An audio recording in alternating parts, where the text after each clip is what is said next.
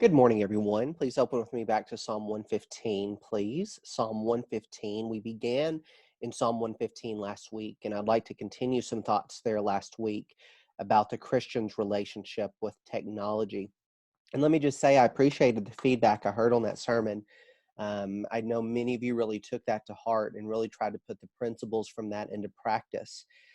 For too long, I've noticed that Christians are under the false impression that so long as we're not looking at anything bad, filthy language, filthy images, that, so long as we're not doing any of that terrible stuff, we're fine. We're fine. And the lesson last week was more of a eye opener to the fact that I may be looking at things that aren't immoral, but I'm still not using my phone and my television and my other technology wisely.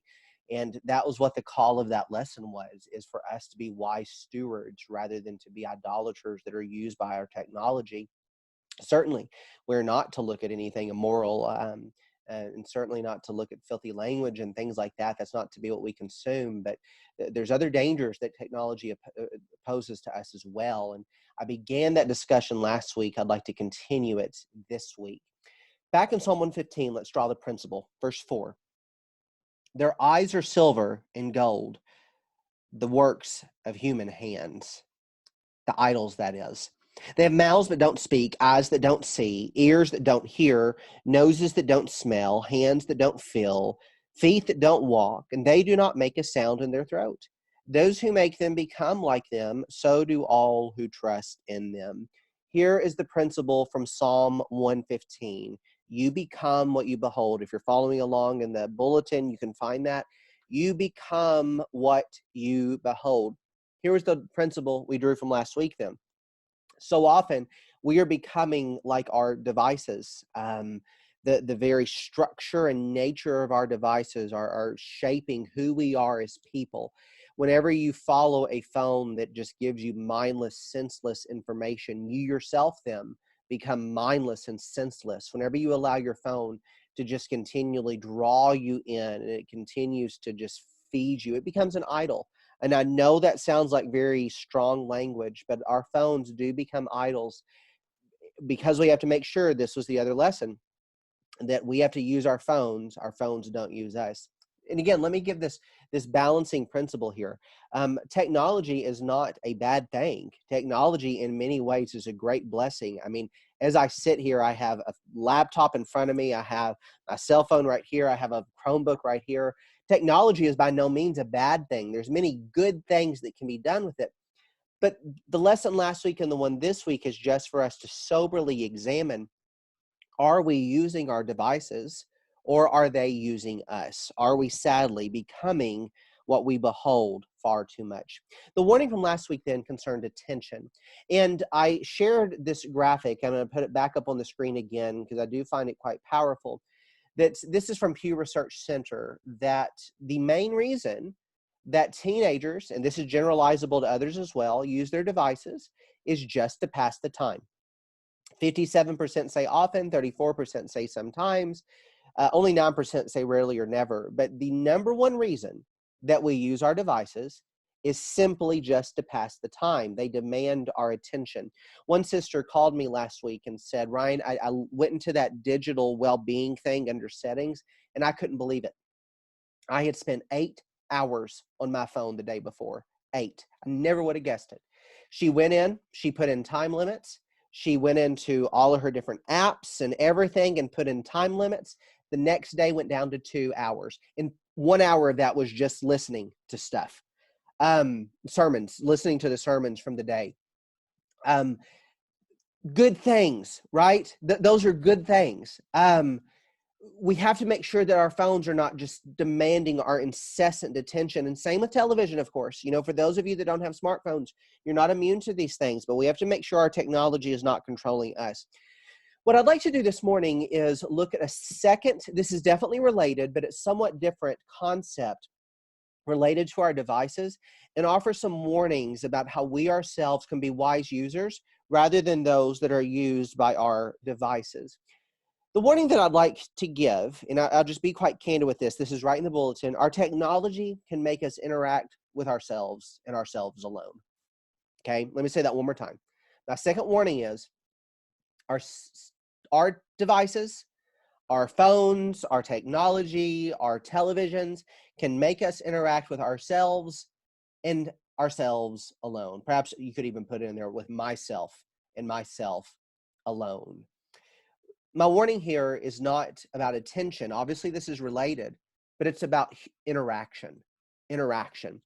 I'd like to share with you some charts before we look at some biblical passages that I think will really demonstrate the warnings that need to be involved here. This data comes from, it's called the Monitoring the Future survey from the National Institute of Drug Abuse. They put out a survey, this is marked every 5 years, where they trace addiction problems, drug problems, but also in this, they look at just more general social attitudes and social norms that are involved just to try to get a bigger social perspective of what's going on with drug abuse. These are not about drug abuse, but this is where this comes from. This is, again, thousands of people involved in this survey. This is not like them going out to their backyard and interviewing 5 people. This is really well done survey data. So let me share this with you. Looking at the smartphone generation, this survey traces, and I'm going to put 4 of these up here. This data helps us to understand how our phones especially have influenced for the negative social interaction. Let me explain this chart right down here. I know if you're listening to this, you won't be able to see this, but I'm going to try to explain it to where even if you're just listening, this will make sense. Down here on the bottom, your x-axis, what you have is all of the different dates that are involved, ranging from 1976 all the way over to their most recent report from 2015. The 2020 one would be interesting to see when they get that out. But this is averaging how many times does a teenager hang out with friends per week? 2.9 times, 2.7, that's your y-axis right there. Each of these different lines represent a different grade level, 12th, 10th, 8th. That's what that's representing here. You'll notice that the data from about 1980 all the way over to 2005 was fairly constant. They only did 12th graders. They started doing 10th and 8th graders in the 1990 data. That's why it only picks up there. But overall, from all the way back from 1980 all the way over to 2005, pretty, very, very steady. I mean, it's averaging anywhere from 2.5 to 2.6 times. It takes a radical decline starting in 2007 when the iPhone's released. And you'll notice that this is an exponential decline. Our society a lot has talked about exponential growth. This is exponential decline. This is not just a small effect. This is a huge effect based on the iPhone. Now, let me say this about data, okay? This by no means establishes causal relationship, okay? What I mean by that is you cannot from this data say, all right, the iPhone's released, therefore it's causing social interaction to decrease. This is correlational. This is just making us wrestle with the relationship, the correlation between these two things. Let me go to the next one here. What about the number of teenagers that are in no rush to drive? Okay, going back from 1976, it's about 85 to 90% that have their driver's license. That's what the blue line means. The gray line there is those that have driven at all in the last year. You'll notice those figures are pretty much identical. Back in 1976, you're having anywhere from 85 to 98, well, it's about 85 to 87% that are driving and have their license. Versus in 2015, we are at around 72-ish% that have a driver's license, with 75% driving in the last year. That is a decrease of about 10% of teenagers that have no interest in driving. And do you notice the decline here? There's certainly a relationship with technology here. Okay, what about this one? This is the one I really want us to spend some time thinking through. This is asking the question, how many times up here at the top do you feel left out of things, or how many times a week do you feel lonely? Pretty static data from 1991 all the way over to 2000, 2005-ish.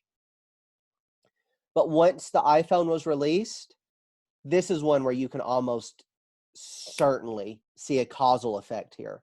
I'm not saying that this is causal. I'm just saying you can certainly see where causal effects are established here. From the time the iPhone was released, feelings of loneliness decreased tenfold. Again, this is exponential growth. Exponential growth between the time that we spend in our devices and our feelings of loneliness. And this is the last one. It's interesting to note that technology has also affected the quality of sleep negatively, especially among teenagers. The quality of sleep has decreased because of phones. I'm going to go back to this one, though.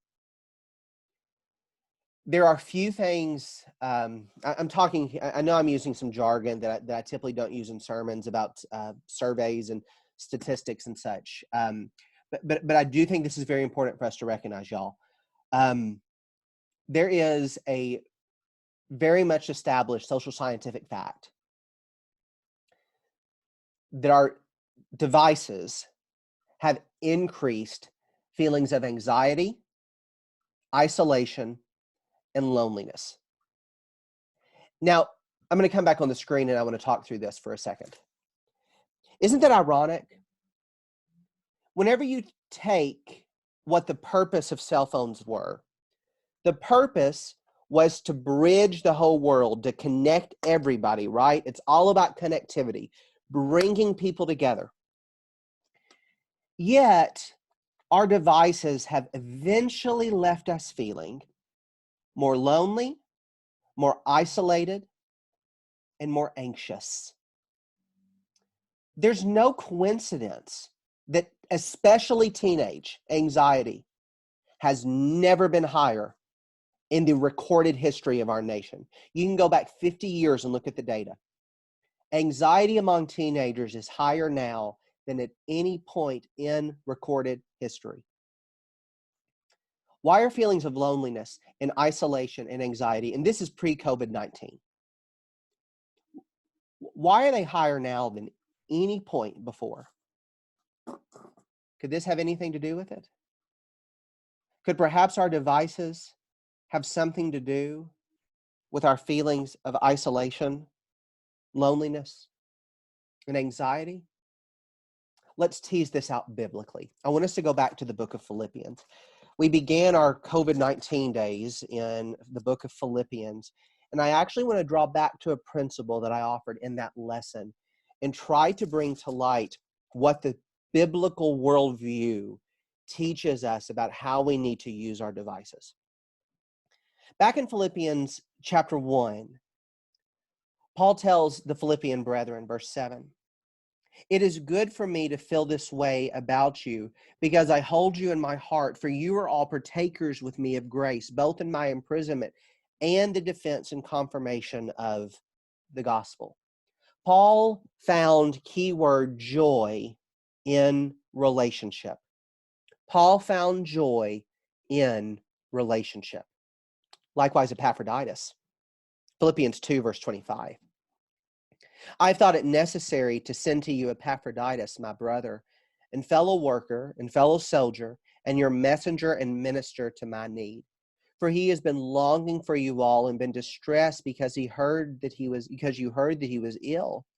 Indeed, he was ill, near to death. But God had mercy on him, and not only on him, but also on me, lest I should have sorrow upon sorrow. I am the more eager to send him, therefore, that you may rejoice at seeing him again, and that I may be less anxious. So receive him in the Lord with all joy, and honor such men. For he nearly died for the work of Christ, risking his life to complete what was lacking in your service to me." One more verse from Philippians 4, verse 4. "Rejoice in the Lord always. Again, I will say, rejoice. Let your reasonableness be known to everyone. The Lord is at hand. Do not be anxious about anything, but in everything by prayer and supplication with thanksgiving, let your requests be made known to God. And the peace of God, which surpasses all understanding, will guard your hearts and your mind in Christ Jesus." Do you remember the principle we drew from Philippians in that sermon about Epaphroditus? Contentment and joy is found not in circumstance, it's not found in stuff, and I'm going to say it's not found in technology, it's found in relationship. That's where true joy is found, in relationship with God and in relationship with one another. That's where we find joy. The question then that we have to ask is, are our devices bringing us closer together, increasing the quality and perhaps even the quantity of relationships? Or are they drawing us further apart? Paul wrote letters prolifically, didn't he? Back in Philippians chapter 2, he had talked about Timothy and said he has no one like him. Paul was in prison and he wrote letters. He used media. You could even call it a technology to communicate to brethren while he was in prison. Did Paul have a negative universal view of media and technology? Of course he didn't. Paul himself used it. And I am so thankful that he wrote letters, because that's all that we have. But even for Paul, what did he long? With Timothy, with Epaphroditus, with the Philippians. He tells Timothy in 1 Timothy 3:14, I hope to come to you soon, but I'm writing these things to you so that if I delay, you may know how one ought to behave in the church. Paul understood that letters were no replacement for true quality face-to-face interaction. He wrote letters prolifically, but no letter could substitute for a true quality of relationship. Have we traded our relationships for our devices? I'm afraid too often we have. This is where we have to quite practically exercise wisdom and ask, how are we using our devices, or are they using us? There's a book and even a TED Talk, for those of you that are interested in TED Talks, that I would urge you to listen to. It's from Sherry Turkle. Tay. That's how you say tea in Spanish. Turkle is Turkle. Turkle, Turkle.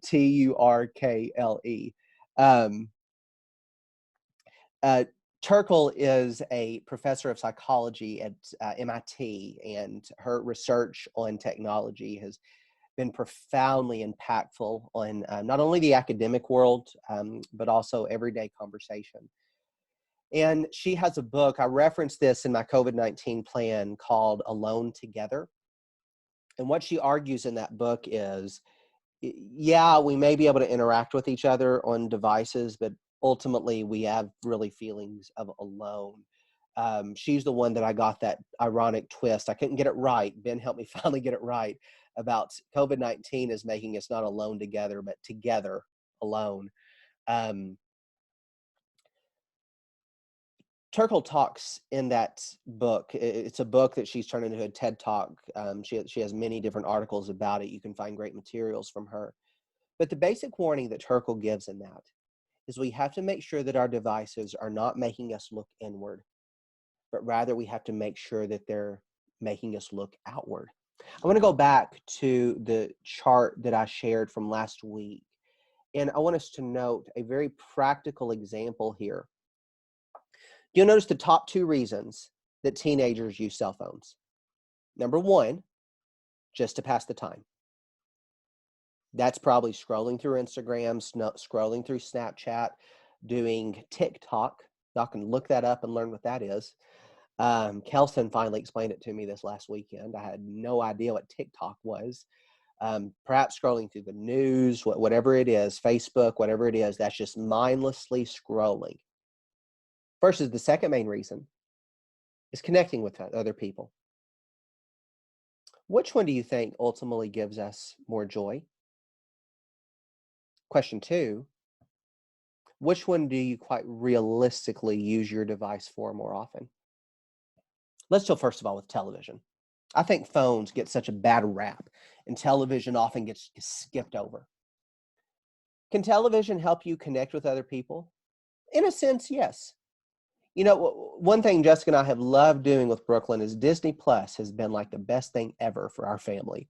Um, we love going on there and watching one episode of Mickey Mouse and then talking about it with her. Or um, right now, she loves Sound of Music, and she and I will sing some of the songs together as we do it. Those are fun times. Mary Poppins is still her all-time favorite.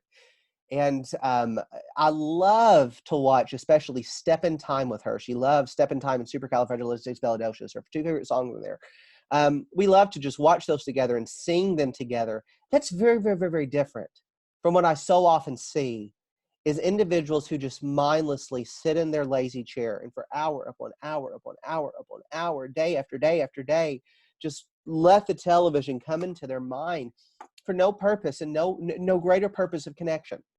Okay?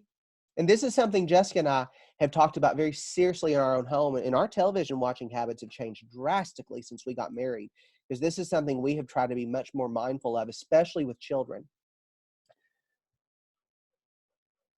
But with our phones, too often we just pass the time when there's opportunity to connect with people. You know, over the last, I have no idea how many weeks we're going on now for quarantine.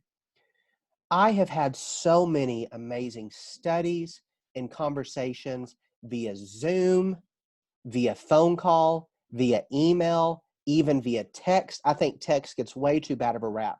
Texting is one of the best things that's ever happened. Um, you know, I have had substantive, good conversations via Zoom, Facebook Messenger, email, text, phone call that I never could have otherwise. Those are good things. Brethren, my warning and my preaching is don't get rid of your devices. Don't throw them out. Perhaps you need to throw it away if you don't know how to use it wisely. Perhaps if you don't know how to exercise self-control and all you do is mindlessly use it, perhaps you need to throw it in the river and not look back. Maybe that's what you need to do.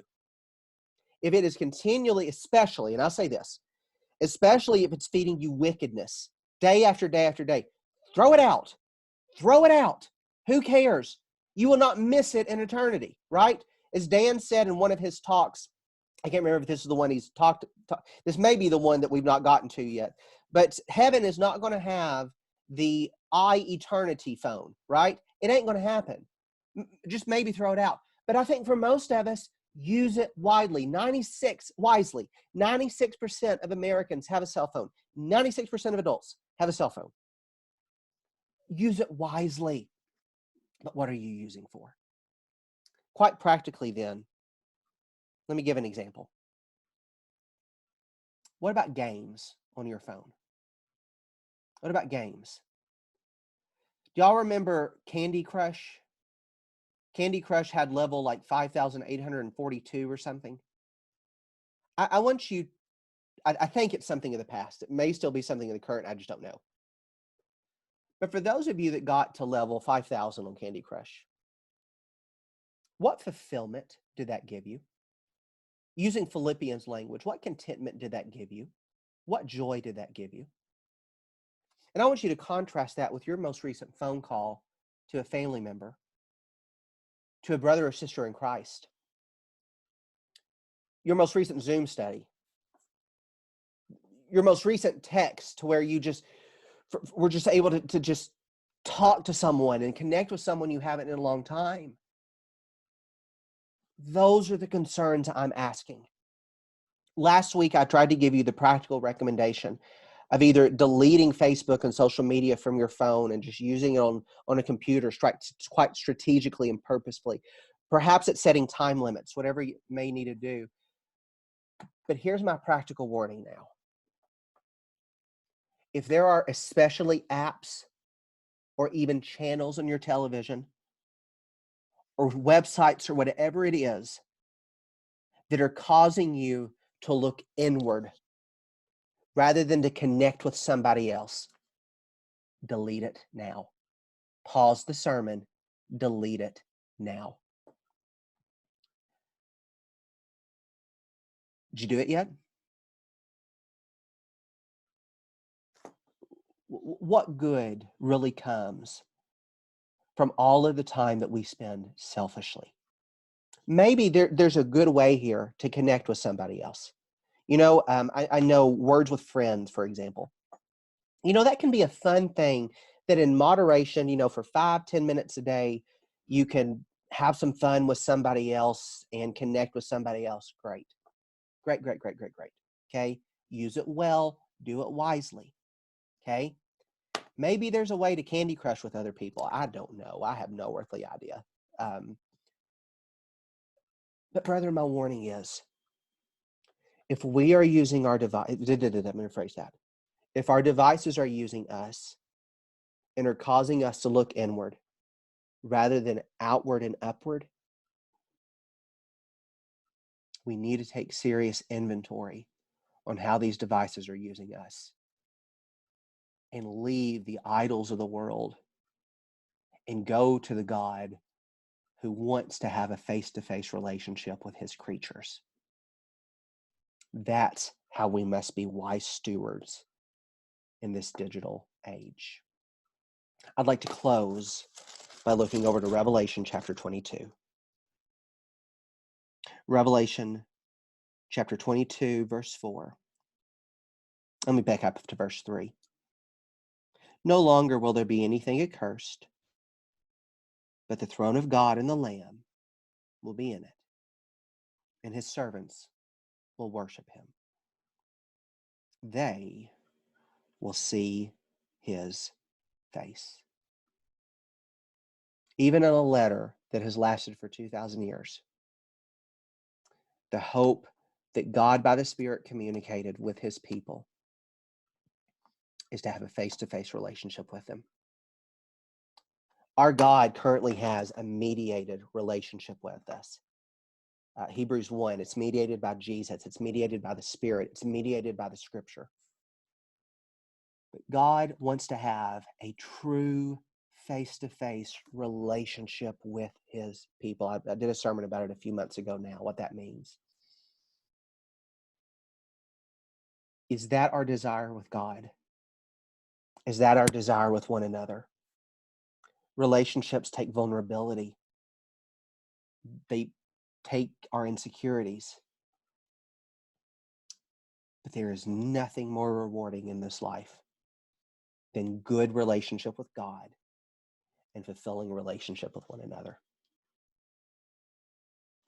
What does Candy Crush have to offer? Well, I'm going to change focus next week. Next week, what I'd like to do is I'd like to talk about the nature of faith. This is a question that's come up a few times now in our Hebrew study, and I'd like to offer a wider biblical perspective of what faith really is. So we'll change focus next week. But I do ask you to really put this sermon into practice. I have probably sound more preachy in the last 2 weeks than I have with many sermons. But this is something that's very important to me, y'all. Over the last few years, as I have really tried in my home and in my life for Jessica and me both to not be used by our technologies, but to use them, to not become mindless and inattentive to the world around us, and to not lose connection, but to use them for good purposes. It is something that that has literally changed my life. It's changed my anxiety levels. It's changed my spiritual focus. It's changed my relationship with people. There's so many good things that can happen. After I finish this sermon, I'm recording this on a Thursday afternoon. No, it's Friday today. Man, the week gets away. Today's Friday. After I get off here, I'm going to call David Sater. Many of you know David from the Blitz study, but he lives in Illinois. We can't just meet for coffee. I guess none of us can meet for coffee now, but we can't just meet real quick and talk. We're going to talk to each other and hopefully have a great conversation. I look forward to that. There would have been a time where I probably would have gotten off here and just scrolled on Facebook for 30 minutes and nothing good would have come from it. Don't let the technology, television, phones, tablets, computers, whatever it is, Don't let the technology use us. Let us use the technology for the glory of God, found in fulfillment. We're in a relationship with Him and with one another. This might be the type sermon that you do need to go to God and ask forgiveness for. That by the power of the Spirit, you can overcome the temptations in the wilderness and be sanctified by the Spirit and be brought closer to God. Do not let technology take you further away from the living God, but let it draw you closer to our Creator and to one another. Such is my sermon for this morning. Thank you so much for listening. May God bless us all as we seek to serve Him more each day.